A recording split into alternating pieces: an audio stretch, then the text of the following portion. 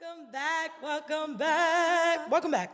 Welcome back to another episode of Black Women Transform, the safe space for Black women to see themselves, be themselves, and free themselves. I'm on the couch with my girl Jen. Hola. Once again, we Hey, are sis. back. Hey girl, I feel like I haven't seen you in so long. And that is the truth. We have. I know, we were just saying it like, how long has it been? Like Summer. It's only been a couple, no, it's only been a couple weeks, but it feels like a lifetime. Okay. I Yeah. feel like it's been since the summer. You just if you love me, just say that. I do. I miss know, you. I know, That's girl. all. I miss you too. So we have so much to catch up We do. on. I really enjoyed our last episode quite a bit. I watched it like it wasn't even me. You know? I know. It Do was you- amazing. Did you do that? I did. Because, I kept looking back and some of the things we were saying that I didn't catch the first time, I was like, Yeah. oh, we dropped some gems. Yeah, I really enjoyed it. I think it was a great opener, great jump starter. And it's always like interesting watching yourself do something new because, for those of you that have been like, watching Black Women Transform, listening to Black Women Transform rather, for the past almost year, I started in my closet. Humble beginnings. And, I always just spoke from the heart on my phone. So, like, being in front of the camera was new for me. I've never even done, like, a production at all. So that was actually very new for me. But whatever the case may be, what's been up with you, though, since we last talked? A lot has been up. I've been, what did I call it? A shivot. It's a shift and a pivot. Shivot and a- Yes. A shivot. Yeah, a shivot, shifting Okay. and then pivoting. This season for me, and I'm going to ask you too about what season are you in? Yeah. But for me, Yeah. I have shifted to then be still. Okay. And that has been an area that God has truly been working on me to be still. And I feel in this stillness is really what I'm about to, it's that next level that Yeah. I'm in. And it's taking my hands off of everything. That's hard for somebody such as Jen, a type A recovery, who always wants to have control, who always Yeah. wants to know the next step. And I have been just laying it down, surrendering. Yeah. I know you've been talking a lot about a surrendering. I mean, always. Surrender is just like a part of the strategy. It's as, like, ongoing, right? controlling, I suppose, type A individuals. Definitely. It's funny, I never even like acknowledged the fact that I was type A It's okay. until maybe this is my first time. Hi, I'm Lanasia and I'm type A. Welcome, Lanasia.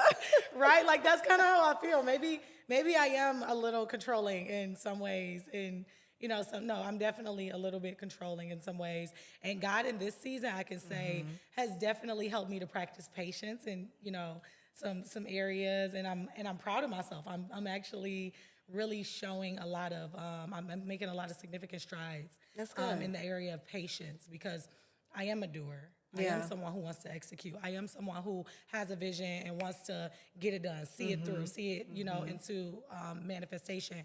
But one thing I'm learning, when we talk about surrender is understanding, what my role is and what God's role is. And that really helps to alleviate the stress. It really does. The biggest part of like our anxiety and our stress and our frustration a lot of times is that we're not in our position of power, which is the present moment. Yeah. What can I do? How can I manage my mind, my mindset, my emotions, and my actions? That's the only thing that I'm actually ever in control of. Everything else that you think you're in control of, You're really not. you're not. No. You're not. Which actually brings us to today's topic. I really wanted to talk about, like just that ruminating. That ruminating, that dwelling on the shoulda, the couldas, the wouldas, how life should have been. And it was inspired by, so I was dealing with some challenges a few weeks ago. Ooh, all up in my fields. I know y'all think I'm a robot, but I'm not. I mean, do you want to share like one No, challenge? I'm not going to share the challenge. Maybe next I episode. was challenged. Okay, I was challenged. I was dealing with some challenges. I mean, as a woman, That's a lot. it's a lot of as an entrepreneur, Yeah. as a leader, as a woman of faith. Yeah. Like there's faith walk is not a cakewalk. It really is not. Faith walk is not a cakewalk. So I was experiencing a challenge, and I found myself so frustrated in the moment. I don't usually get very frustrated. I'm super like calm, cool, collected. I'm like super chill. Right. I'm a naturally excited person, but when it comes to like things that anger and frustrate me, I stay on one level. I don't allow myself to get too high or too low. One of my strengths. And interestingly enough, I was mad. I was mad as heck, yo. I was in the car but interestingly enough, I'm not a person with a victim mindset, right? Right. I haven't been that way for a very long time. I actually shared on social media, at the age of 19 was when I had that mindset shift because of a conversation that I had with someone. And I was so angry in this moment. It was actually an issue with my dad. And I was like, why didn't I just have another daddy? That's real. Why didn't I just have another father? And I've never said that my whole life, no matter how many ebbs and flows I've experienced in my relationship with my father. My father is an alcoholic. I haven't shared that with a lot of people, but he's not a present father. And I was dealing with that, and I was just dealing with him at the time, and I'm like, why didn't I just have another daddy? And in that same breath, I was like, I probably wouldn't even be who I was if I had another father. And I love who I am. That perspective shift. Wow. Yeah. And we have this idea sometimes. You've seen the butterfly effect. Yeah. The butterfly effect is this idea that one small change can just shift your entire trajectory, which is true. I do believe that me getting coffee from this Starbucks as opposed to the Starbucks 3 miles down the road is going to change something in my life. But the biggest problem is that people have this idea that if it happened a little bit differently, that my life would be better. And that's when you're going down a rabbit hole. It's the expectations. 100%. So there's no guarantee that it would be better or worse. You have no idea, because interestingly enough, with my father, having his challenges and struggles, what if he was this perfect, idea of a father? What if I would have ended up with those same struggles and those same challenges? There's no guarantee that if he didn't have those challenges, my life would be better. It could actually be much worse. We know people with stories where they're like, I had the father who was the good present father, and I ended up addicted, or I ended up in prison, or I ended up, you know what I'm saying? Wow, that's deep. And what I was thinking about was number one, everything works together for the good, for the good of them that love the Lord, but also just the simple realization that it had to happen. It had to happen. And I think that the biggest problem for most people is that idea that it should have happened like this. I should have done better in school, or I should have had a better relationship with my friends, or no, it had to happen that way. And if you're going back with the wrong perspective, you're never going to get the value from the experience. That is true. And those be some valuable nuggets you get. 100%. I was just having this conversation yesterday with an individual, and, it was a challenge. You're speaking about. You care to share about that challenge? Well, I don't mind. It was a past relationship, and we spoke about how the reason why it didn't work out. Yeah. And I had to make an executive decision to say that this is not working, and I had to remove myself from this whole entire relationship. And he just couldn't understand. He couldn't fathom why. And so now we fast forward 3-4 years later. He's like, I needed that. Yeah. I needed that. I needed to gain insight from a whole different perspective. I did not know I was locked in such a mindset that had me dead in so many areas. I didn't know I was showing up like this, opposed to I needed to be showing up like that. So to your point, those moments are very valuable. Yeah. Very valuable. 100%. Yeah. And I want to ask you, because I think that, this is one thing I love about challenging experiences that kind of break your heart or open your heart, rather. That's the way that I look at it. I don't, yes, their heart breaks, but it's really they open your heart for you to be able to reveal what needs to be refined. Very much so. That's how I look at those experiences that just take you to a place that you didn't even know needed healing or needed refinement. That is true. And, in that, I was able to, really reflect on not just that experience, but every other experience that had to happen, you know, and how grateful I am that I had these experiences that challenged my faith so that I could grow closer to God. These experiences that challenged my skill set, my abilities, so that I could develop my intelligence or, That's you true. know, like find the resources that could support me or, you know, the things that really revealed parts of me that really needed to be developed, Yeah. like in some in some ways that I may have hurt other people. You know, like my character's been developed, and all of these painful, heartbreaking experiences are the very moments that matter most on my It journey. does. It really does. They mean the most to me, you know, because they inflicted so much pain, I suppose, and evoked such an emotion that I was challenged to change. And you accepted the challenge. 100%. Yeah. 100%. So what areas in your life can you say, like, or what experiences do you feel like even now you may even still struggle? Because I want this to be like a conversation, because sometimes, you know, we sit on the couch, we have these conversations, and it's like, hey, I'm just like this. I got it together, right? No, not at I all. got it together, and I go back and I reflect on my experiences, and I have this perspective that helps me to grow. But like, what area can you say, you know what? I really need to accept that this is a valuable, and I know that you do a lot of reflection, but even still, as entrepreneurs, We do you know, do it doesn't that have all to the be time. that far back. It could be Yeah. something last week that you're like, dang, like, if that small thing didn't happen in my life, that small, you know, discomfort or inconvenience didn't happen, then I wouldn't have been able to gain the perspective that now will shift my trajectory in such a positive way. And it's funny you say that. We were talking about the discomfort I had to go through in third quarter with my business. And I made some decisions that were not profitable for me, Yeah. emotionally or financially. And I had to look back and say, wow, Jen, and this is an area I'm still working in, Yeah. is really trusting the process. Man. Personal growth. It's like trusting the process. Yeah. You know, to your point, everyone thinks I'm a robot, I got it together, confident.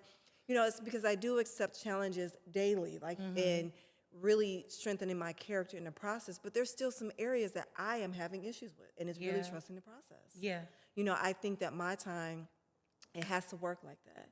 And because I'm a woman of faith base, a woman who believes in Jesus and loves God, I really have to trust the process. Yeah. Like there is What does no that mean for you, though? control. Like, what does it mean for you to trust the process? What does that look like practically? Right. And so spiritually for me, practically, it's like being honest, whether it's in my prayer walk, whether it's amongst my peers, like, guys, I don't have it together. I really don't know the answers to everything. You know, every day I'm showing up, either I'm learning or I am here present to be of servant. But if I don't have the answer, that does not mean I need to go out and do something different to bring results. Sometimes it's just allowing it to unfold. Sometimes if the season is not producing the fruit that I wanted to have, I have to be okay with that. 100%. And that brings it even back to the point of like putting yourself in your position of power versus, you know, trying to be God, trying to play his part. You know, the serenity prayer is one of my favorites. You know, like, just grant me the serenity to accept the things I can't change. And the wisdom. The courage to change the things I can. And the wisdom to know the difference. And the missing factor for most people is that wisdom to know the difference. The discernment. What we're doing is we're pressed about the outcome. Very much so. I know so many people. I literally just had this conversation. I know so many people who say entrepreneurship is hard. And stick with me. They say entrepreneurship is hard. And I'm always like, okay, so what makes it hard for you, right? And they'll say things that are in their control. Posting on social media, you know, making calls, sending emails. And I'm like, that's not the hardship of entrepreneurship. It really isn't.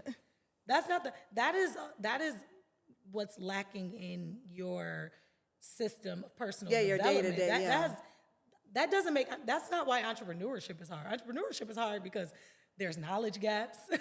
There's opportunity gaps. There's doors that you just don't know how to get through. There's some no's that you're going to get. You know, there's some setbacks that you're going to experience. You're going to take some L's financially, Oh, you physically. definitely are. There's some time equity that you have to put. Like, that's what makes it hard, not the things that you're just totally in control of, like just taking those first steps.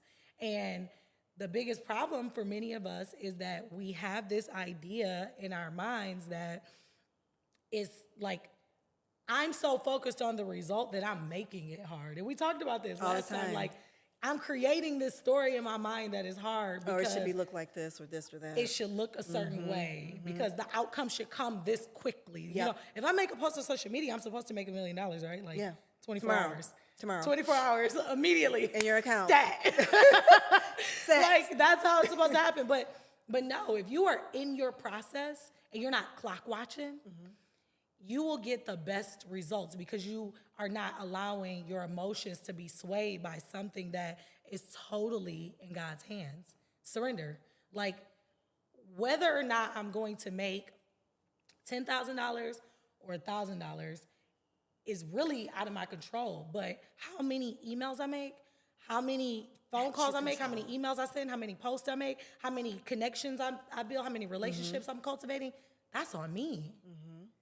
So what happens is most people, when they look at the drawing board, which most people aren't doing either, when they're actually like looking back at what they actually did, there's no effort points on the board. That's key. There's no process points on the board. They didn't do anything to contribute to the process because what they were doing was putting all of their time, energy, and attention into the thing that no matter how much they focused on it, they couldn't change it, which was what the outcome would be. They worried about it. They were anxious about it, anxious about what could happen, worried about what could happen, ruminating on what did happen. And the point of power is in the present moment, and that's when you get into the process. Yeah. So what does your process look like? So we know you're trusting it. Yep. We know you're doing, The self-reflection. So what does that look like for you? But right now, what it looks like for me is more of my character development. Okay. That is the process where it's joining with God and just say, God, continue to refine me and my character. Okay. You know, I'm going to do my day-to-day. I'm going to do my part. That What's your part? I know I'm in control of. So how I'm showing up, how I'm connecting with people, how I'm using my resources, how am I being of service in my business and even out of my business, just around my community, you know, and the projects I'm involved. So showing up 100% in that aspect. But the part where God has control of is continue to refine me, my character, who I am, remember what God told me before, and then just sticking in that moment right there. Yeah. So what are those? I'll share for myself because, like, I feel like the small things are always missed. And what's the I small was thing? listening to a podcast. I actually just got his book, Michael Jenkins, Malcolm Jenkins, The Things That Winners Don't Tell You. And I was listening to it the past week until Rich Paul's book came. And Rich Paul is one of my mentors from afar, so I had to turn that off real quick. I'm going to get back to it, though. But the book is so good, Malcolm Jenkins. But he was in an interview on The Breakfast Club, and Charlamagne said, so you had Tom Brady write the foreword for your book. Yeah. Do you think he's the best QB? And he said, I think he does the ordinary things better than everybody else. Oh. And that stuck with me because he's like, you know, every time you ask a great, what do they do that sets them apart? You think you're going to get this profound thing, and it's never that. It's that I was so meticulous in doing those small things, and I did them more consistently than everyone else. I did them at a higher frequency than everybody else, and that's why I got the results that I got. Because the process, we have this conversation about the process like we're keeping some secret, like the process, you know, in my process. But like the reality is like the process is really just getting into that process of what does it look like to develop myself mentally? What does it look like to develop myself physically? What does it look like to develop myself emotionally? And for me, like my process starts at 3:30 in the morning every day, as you know. As many people know, I share it. I have a lot of conversations about it. 3:30 in the morning. I'm waking up. I make my bed first. I'm robotic in the morning. I make my bed. I put my gym clothes on. I brush my teeth. I'm already in motion. And the reason why it's important that I do those things is because the most important process is in my day is shaping my identity to remind me who I am and how this person shows up. That's And good. I think that's the missing element for most people is they're not establishing their identity through practice in the small things. Like the reason why Steph Curry can basically close his eyes and shoot from like a million miles away is because He does it every day. because he's done it so much that he has developed this idea in his mind that it's going to happen because this is just how this person shows up. This is what this person is able to execute on. And every day when I wake up and I get into that routine of making my bed, putting on my gym clothes, brushing my teeth, having my coffee, reading my Bible, reading my devotional, having my supplements, walking out the house by 4:30, getting to the gym, having my 5 a.m. prayer call. Like it's meticulous for me. And then in addition to that, what it also does is it helps me to go towards adversity on purpose. So I'm creating this adversity to strengthen my ability, to strengthen my mental capacity, to strengthen my character, so that when the inevitable challenges present themselves, I'll know how to respond because I've already told myself in the first 5 hours of my day who I am and how I respond to adversity. You think waking up at 3:30 in the morning is like fun every day? I know y'all don't think I just be lit every day at 3:30. Like it's real sexy to be up at 3:30 a.m. Oh my gosh, I love that I chose this for me. Like, No, no. and I get it. That's one of the master classes I did was the sisterhood. Yeah. And I always get women who always ask me like, Jen, I just need to understand. I need a new schedule. I need a new to-do list, and I just want to get these things done. And everyone always comes to me thinking I'm gonna give a magical answer, and I'm like, really, the system is you. 100%. It's what you start with in the day. 100%. It's what you tell yourself in the day. So to piggyback off what you said, I mean, even to that smallest detail, it is waking up at 5 a.m. It is and I always make my bed up first thing in the morning. That is so pivotal. People that don't make their bed. Do not sleep on that. Listen, That is so important to get up and make your bed. I was thinking the other day, like, people really just don't be making their bed. I've been doing that for almost 8 years. People really just get up and, like, It sets don't the make their bed. tone. That's wild to me now at this stage of my life because I haven't always been there. I'm not judging. I haven't y'all. either. I'm saying you can do it too. Join saying me. if it's possible for me, it's possible for you. Yeah. But like, it does something walking into my house knowing it's clean, knowing it sets the trajectory of organization. 100%. And ladies always think, and men, everyone always thinks that you have to create this to-do list. Yeah. And prioritize that. And I'm like, the first thing you need to prioritize is you and your mind. 100%. Because you're right, you're about to go outside in the next couple of hours to open yourself up to every and anything. Yes. So don't you want to feed? Yes, the weapons are going to prosper if you're not prepared. Thank the weapons you. are going to prosper if you're not prepared. For Thank sure, you. 100%. So that part of the system is you. Yeah. And that is one of the teachings I do teach of is getting yourself organized, getting yourself in order. And then once you set that, then the other things can start to prioritize in your life. Yeah, absolutely. So I like that. I think that's important. Get your system right. Yeah, get your system right. Get your system right. And I think, people want to take the leaps and bounds over the system of self to get to this idea of success that they think is waiting on them. It's really like,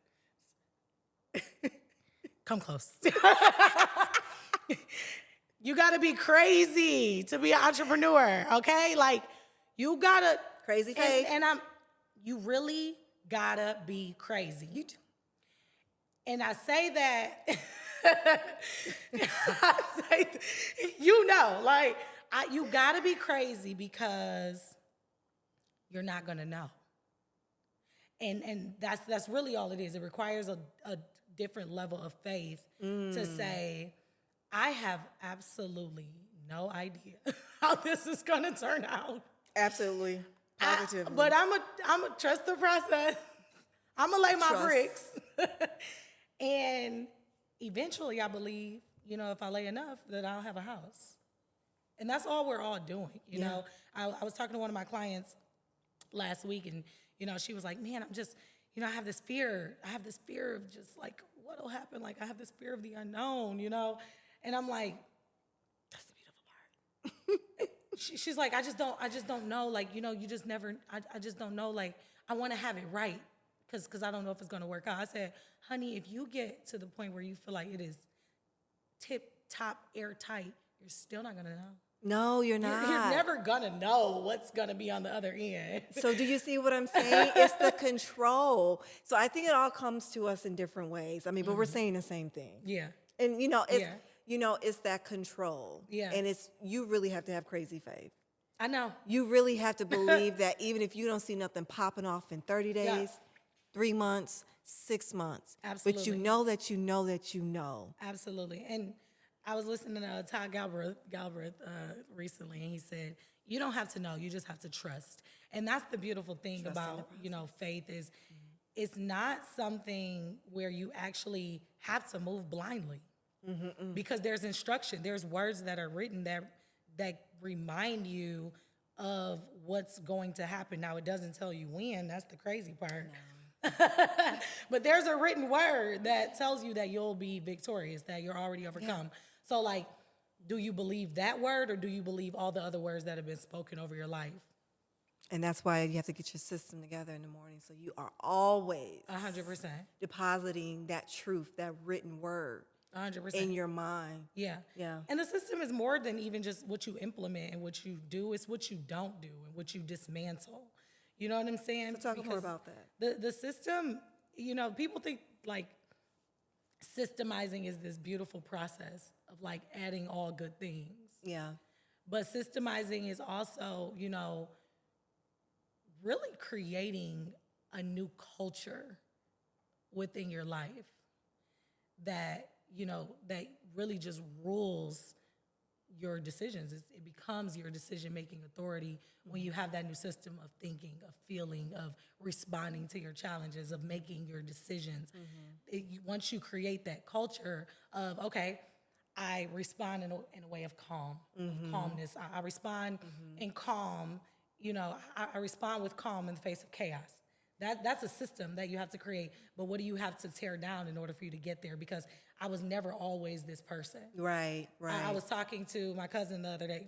First off, y'all gonna hear me say I was talking to a whole lot because I be talking and I be listening a lot. I be talking. I was talking to my cousin the other day, and I was like, "What's the craziest thing you ever did?" Like, you know, to like a guy, like dating and stuff. Because I realize well, number one, I'll probably say I deal with very sound people over the years. Like, I've never dealt with a crazy person, so maybe that's why I'm not crazy. I've dealt with some stupid people, but never like crazy people that had nothing to lose, right? So I'm like, what's the craziest thing you ever did, you know? Because I'm like, everybody I know has like these crazy stories of like crazy things they did. I'm like, I've never done anything like. So you've been playing it safe? Not playing it safe, playing it like normal. Like, I've never felt enough rage inside of me that I've felt the need to slash someone's tires, put sugar in their tank, bust their windows out. I don't have time for that. But people do it, right? Yeah, they do. So that's what I talk about, like dismantling the other systems that you have. Before you get to a system of calm, if that's not if that's not what you've been cultivating, you have to identify what system have I been cultivating? Yes. What system of thinking have I developed already that's ruling my life? What systems of emotions have I, you know, carried that's going to possibly show up in times of challenge in my business or in my new relationships? Like, so there's a process of identifying, you know, raising your awareness to, acknowledging how it's affecting your life, and holding yourself accountable to go through the steps to recreate a new system within yourself. You can't just like I believe that. Add the new without getting rid of the old. You have to, yeah. So back and what to did that she story say? of rage. I know. So I'm like, what she say? Well, my cousin did some crazy stuff. Okay, everybody's done some crazy stuff, and I was just like, I've never felt that kind of like blackout rage, where I got to that point where I was like, but that wasn't my system. And that's really all it was. Like, I always have been and she asked me, she said, well, I feel like you have rage. What do you do with it? And I was like, I don't, because my system was a solution-focused system. All the time. So because I was solution-focused, I never got to the point of anger at that level, because when I got to the secondary emotion of anger, because anger is often a secondary emotion, once I got to the secondary emotion of anger, I had already created this system of joy and peace in my life, and I knew that it wasn't aligned. So I started to have the conversation to get clear about, like, okay, what's the pain about? What's the pain really about? Okay, cool. I'm not just angry. I'm disappointed. I'm triggered based off past experiences that may have resembled this one. And I was able to always have that conversation to get myself back to, okay, now that we've identified what the pain is really about, what's the solution to move beyond it? Yeah. And people really be thinking I be playing. They like, you're suppressing, you're compartmentalizing. And I'm like, You can't compartmentalize. no, I'm solving the existing problem. Yeah, it's identifying the triggers and then take it a step further. Yeah. I think we just stop right there and say, I identified it. Okay, now what did you do with that after that? Yeah. What did you do? Yeah, and we'll get into these trauma bonds and have the conversation about the pain. But like, I never liked the feeling of the pain. So I wanted to do whatever I could to get through, over, around, and beyond it. And that didn't just apply to relationships, that applied to business, that applied to even at jobs. I can remember, being on a team of men when I was in mortgage sales and like hating it. I was like, oh my God, they're gaslighting me. Like, I'm a black woman, whatever I do, they're like, I could literally say, could you pass me a piece of paper? And they're like, oh, you snapping your neck. you like, acting dude, up. You're aggressive. Dude, like, it was tough. It was really tough. But the thing I had to do was really get clear about, like, are you going to keep allowing yourself to be run by this experience? Or are you going to figure out how to manage these people? Because I really started to look at it as a test. I started to look at it like, I'm going to have a corporation one day, and I'm going to deal with people that I don't like, that are probably like these guys. So I can run, or I can figure out how to deal with these guys. Yep, run to the pain. And that's when I started to develop my emotional intelligence at a level that I didn't even know I needed to. Well, if that's the case, then Jen's been dealing with this since 14. That's why I'm an old soul. Honestly, I look back and I remember saying, I think I said this a couple of weeks, because I was just in my feelings at one point. I was like, why am I going through this again? But because I didn't trust the process. 100%. So I had to come back to it. 100%. So then I had to ask myself, I had to come into the pain, and I had to ask myself, why am I feeling like this? And I realized a lot of my tests has just been strengthening me for this next level that I'm at and that I'm about to experience. I feel it. So therefore, instead of running from it, instead of trying to create more chaos or confusion, why not just really tap in, stay right here, take what I need to learn from it, like really sit in it. Yeah. Like, how many people we always go start something new. Yeah. We never stop to have the experience. Stopping, what's that? Tell me more. Yeah, no, not at all. No, we never stop in this season to really let it unravel, to get the lessons that we need until something detrimental happens. Yeah. Only then we want to be like, oh my God, Heavenly Father, help me. Oh, that's good. Or then people start, you know what I'm saying? It's like survival mode versus thriving. Exactly. So that is where I'm at now, of just saying, I'm just really, like I said, when I said shift, is I went through a shift, had to make some pivots. Now I'm standing still right now. Yeah.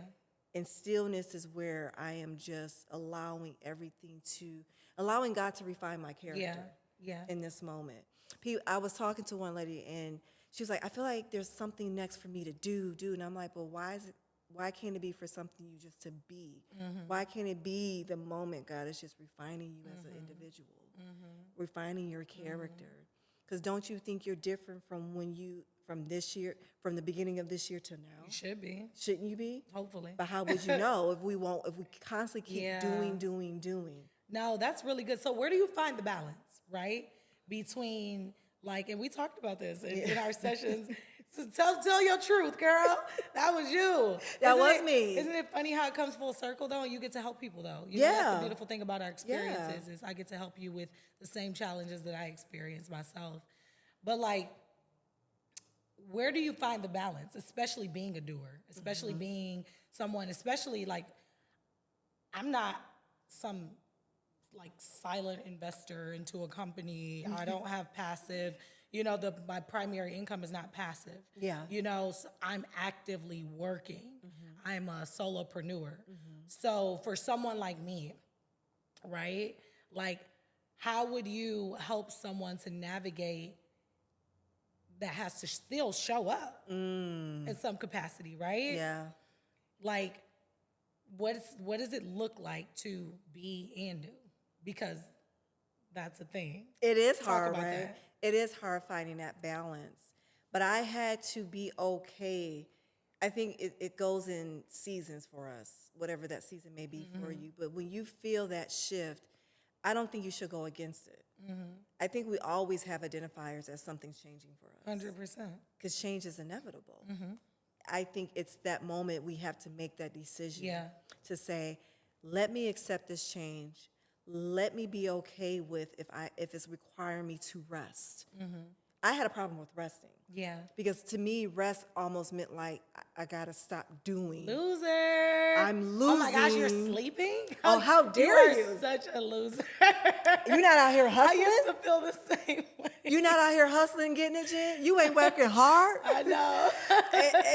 and part of that was turning my plate down. Yeah. Being humble in that moment of, this is not a season for me to be hustling and grinding. First of all, I'm not identifying with the hustle grind mentality. Absolutely. I had to be okay with that. I had to be okay with whatever I'm seeing on social media, know that that's not me and that's not my lane. Yeah. Happy for that person. Yeah. But really having these conversations like, Jen, this is your own lane. This is your own story. Yeah.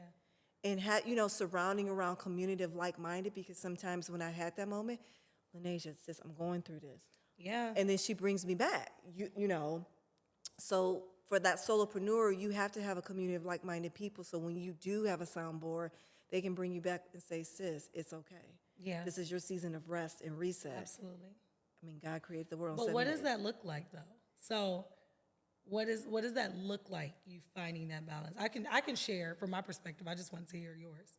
Why don't you share yours? Yeah. So it's interesting because this is a constant conversation that I have with my clients. It's an ongoing thing of like, I want to receive, I want to do, I want to be, I want to embody, like this, the fullness of the gift, and like, allow the downloads to come into me. But I also have to do, and simply, it's actually not a complicated answer. The practice that I often help people with is really the Eisenhower matrix. Explain. And with the Eisenhower matrix, it's the simple act of like just organizing, what needs to be done now, because there are some things that have to be done now. Yeah, you don't stop your Like, life. my lights still have to turn on when I flip the switch, right? But then there are some things that you're working your brain for, and it could really go on the do later list. We underestimate a year and overestimate a month. We have this idea that if I have the idea, I should start working on it today. Oh, you know what? A bird. Like, that's how we are as creatives sometimes. We have this idea that like, if I have the idea, it must come into fruition in 30 days. Workshop, event, brunch, and it's like, for me, I'll literally be like, oh yeah, yep, July of next year. When I started, so the Eisenhower matrix, to go back, I'll finish it. It's do now, do later, delegate and delete. Why overwhelm myself with laundry when I can pay someone $50 to do my laundry for me, and I can use that time in prayer if you're saying that this is important? Why go to the grocery store when I'm not even gonna shout out Instacart because y'all really don't be getting my stuff. I don't even like Instacart, so let me not even say that. Instacart, I don't. Yeah, let me come back. Come on back. Because they're gonna have to redeem themselves. Go to the grocery store. It's a beautiful But thing. there are other things that you can delegate. But seriously, you have to know what actually requires my attention right now. For most of my clients, the biggest problem is that their to-do list is overwhelmed. Again, your system. With things that really don't even need their attention. So they're like, I'm just so overwhelmed. I have all these projects And I'll be like, okay, let's lay it out. And they're literally like trying to start a whole enterprise in 45 days. Man, And that's I'm like, social media. this is unrealistic. You have to create some real SMART goals. And you have to know, okay, cool. If you have kids who have football practice, okay, cool. That's on the do now list. If you have to cook your meals, or whatever the case may be, I mean, you could probably delegate, but maybe you don't have the budget to cook them. Okay, cool. So why are you BSing your time scrolling on Sunday when you should be cooking your meals on Sunday? Like, it's really just organizing what's important, what's urgent and important, what's important, but it doesn't need my attention right now. Yeah. What's not important, what's important, but not important for me to do, you delegate that. You pass those tasks off, and then what needs to be deleted? How many hours are you spending on social media? So many people are overwhelmed and don't have enough time, but they're throwing away about 4 hours a day on entertainment, whatever that entertainment is. You know why, sis? That's a form of procrastination. Because you know what? To sum it up, let's just bring it down in layman's terms. You got to get disciplined. You got to know when to say no. Honestly, you have to be able to say no to certain things. There's just certain things I'm not doing in the season that I probably was doing a couple of seasons. It doesn't fit to where I'm at right now, and I'm okay with that. I really am okay with that, and it fits my priority of what needs my attention right now. Absolutely. And being in that discipline of, I need more time in God's word. It's craving time for the things that are essential for me. And that is what helped me to understand of not always doing, but just being in that moment, being in this season of allowing God to refine certain areas in me. Because then I can hear clearly, because I'm not all over the place. Yeah, but they have to get clear about where the time is. And that's why, so putting those two things together, You do. clearing up the time, organizing the time, You do.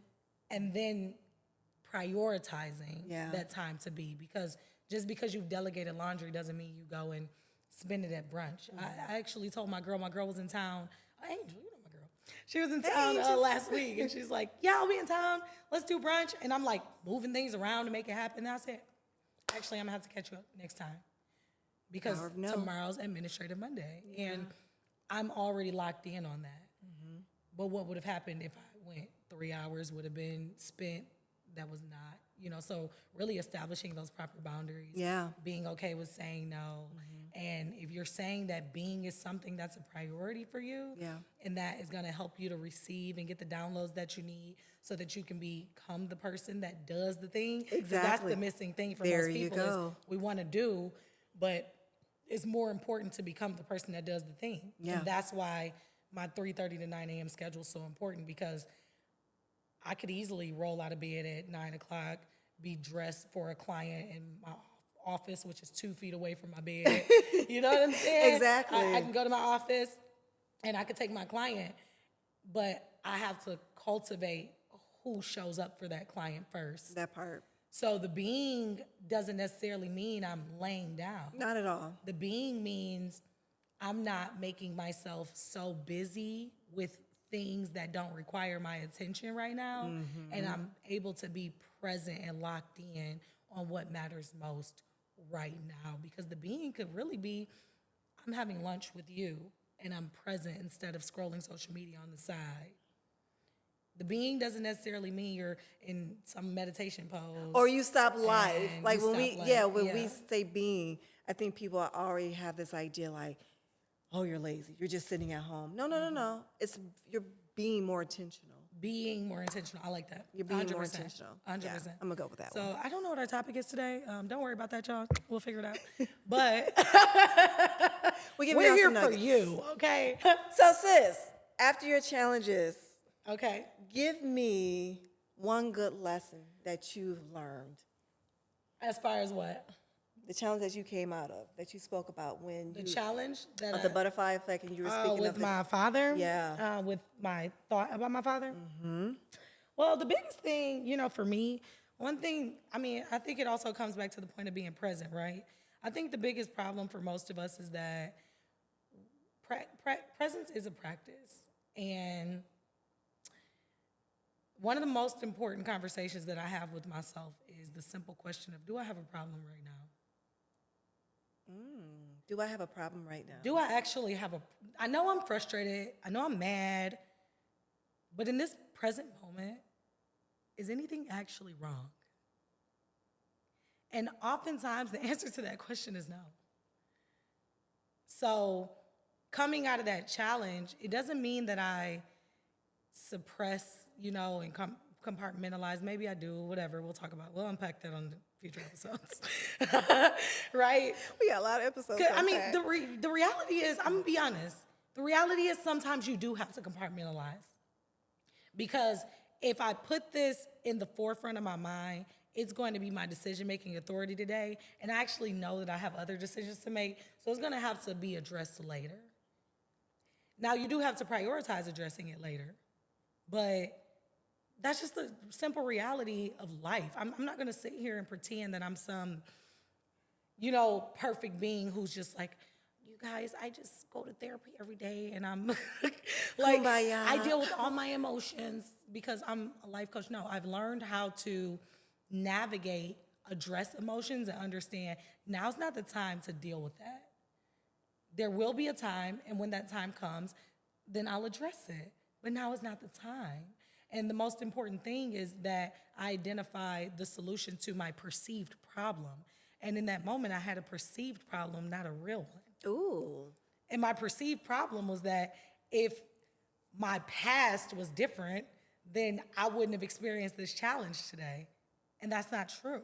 And there's nothing you could do about it because that was the past. Like 100%. presently right now, it's just... In the present right now, these are the cards that I've been dealt. Mm-hmm. What's my responsibility? To love. That's what God told me to do. Mm-hmm. What does that look like for me to love but still respect myself, my space, honor my boundaries? Once I identified that, I've been cool. So to just, answer your question, that's really what it is. I love that. I would say what I've learned is to keep forgiving myself. Okay. Forgiveness. Yeah, I like that. Keep forgiving myself. I'll have a tendency to, if I make a mistake or a certain decision unbeknownst to me has happened that creates an effect, I will take it personally. One of the 4 agreements. Yeah, and I would take it personally, and I would just, and I had to realize, like, Jen, this is not your ownership. 100%. This is not for you to own. Yeah. So I don't think that I know for me, so I'm sure some people can identify, of just saying, you know what, let me forgive myself for even just taking on that, because it was okay. Let me release it and be kind to myself in that process. Always. You're with you 100% of the time. Yeah. Yeah. So the first person you forgive is you. The first person that and the thing about it is the more you get into practice of forgiving yourself, the easier it is to forgive others. Yeah, but I don't think a lot of people identify with forgiving themselves. 100%. That's They why always skip themselves before anybody else, and it's just like, whoa, there's not enough introspection. There's not enough cultivating of the relationship with self. Right. And that's the missing element for most people because, and it's not by our own fault. When we're raised, no one tells us how to talk to ourselves, really. Like, not in my household. I'm sure that some people are blessed enough to have that. I've seen it in practice. Yeah. But as for me, my upbringing, no one told me how to talk to myself. No one told me how to be kind to myself. Like, I watched my mother live her life, and I was able to, learn how to be a woman through the things that she did, learn things and learn things that I shouldn't do, right? Yeah. Like, parents aren't perfect people. No, no. So I learned things through watching her, but no one even, the conversation of the fact that a relationship with myself was even a thing, that didn't come until much later in life. Exactly, because it's probably looked upon like, she crazy, she talking to herself. Yeah, or how dare she think, That's not common in the Black community. Not at all. Therapy and, a lot of these conversations are very new age, I suppose, within maybe the past 10 years.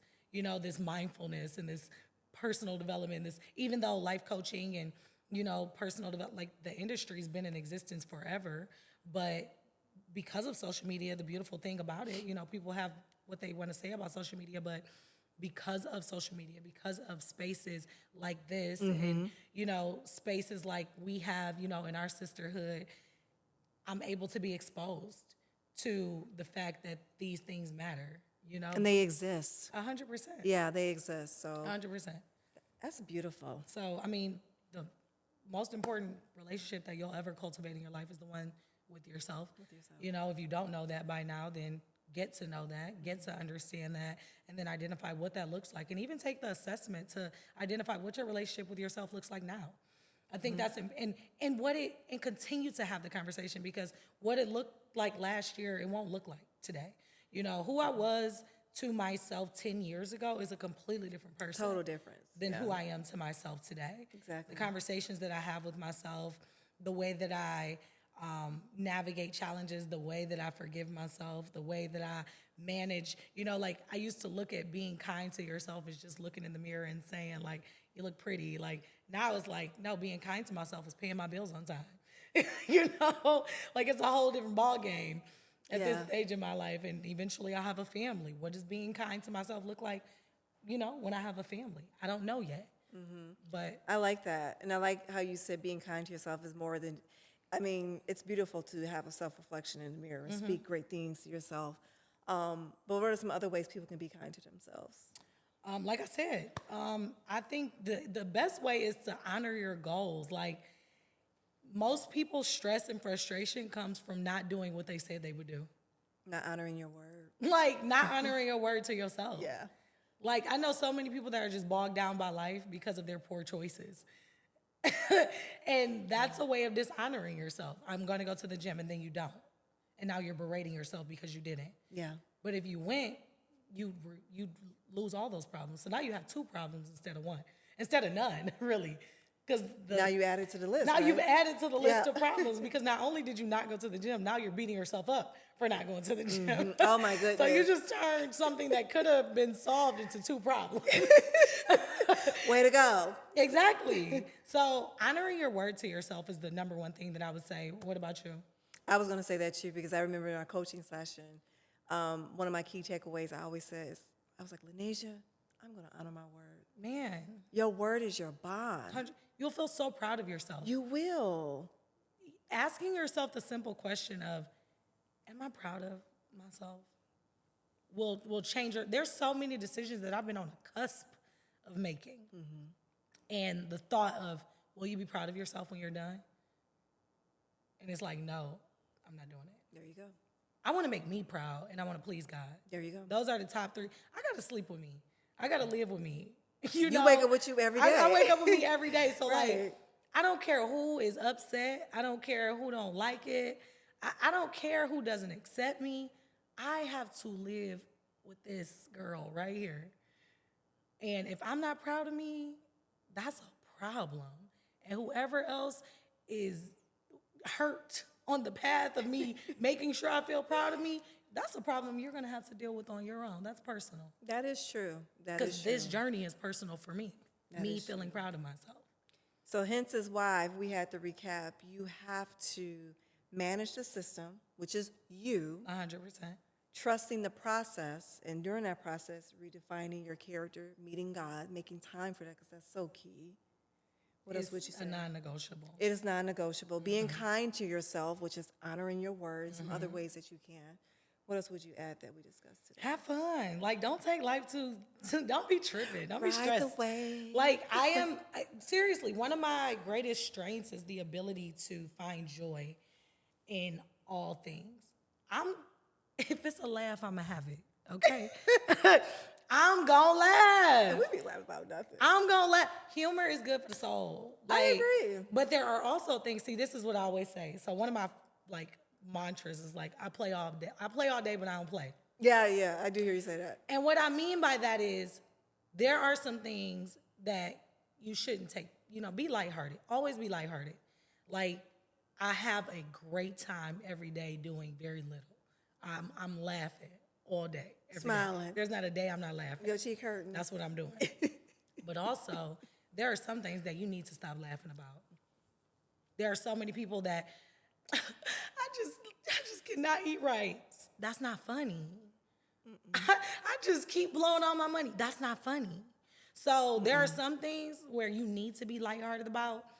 Like if the walls come caving in, Like, don't even trip about it. Just be happy you got out the house. Man. You know what I'm saying? But if you're the one with the hammer, it's nothing funny about you tearing the house down. Not at all. That's not funny. Not at all. And that's, that's what I mean about, like, I play all day, but I don't play. I have a good time.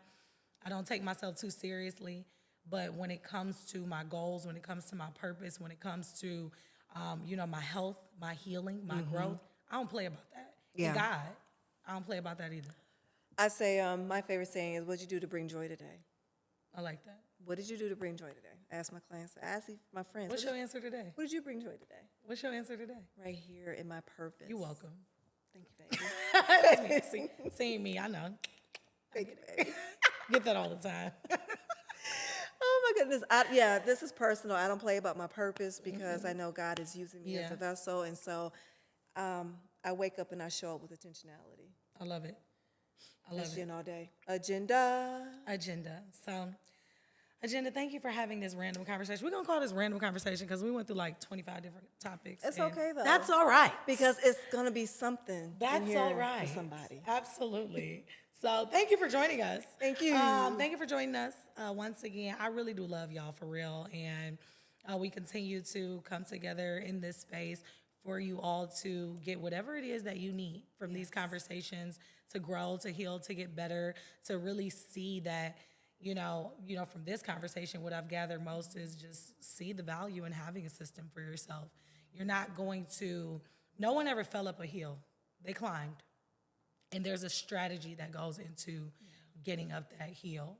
And although I like to be lighthearted, I like to have a good time, you have to understand that you can't just continue winging your way through life. No, you can't. And you also have to know that, bringing it full circle to the beginning, that whatever circumstances you've been through, that there's value in it. And it all had to happen. So there's nothing to ever, feel down about from your experience. There's always a silver lining in all experiences.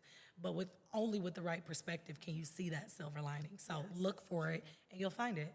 Your perspective is your power.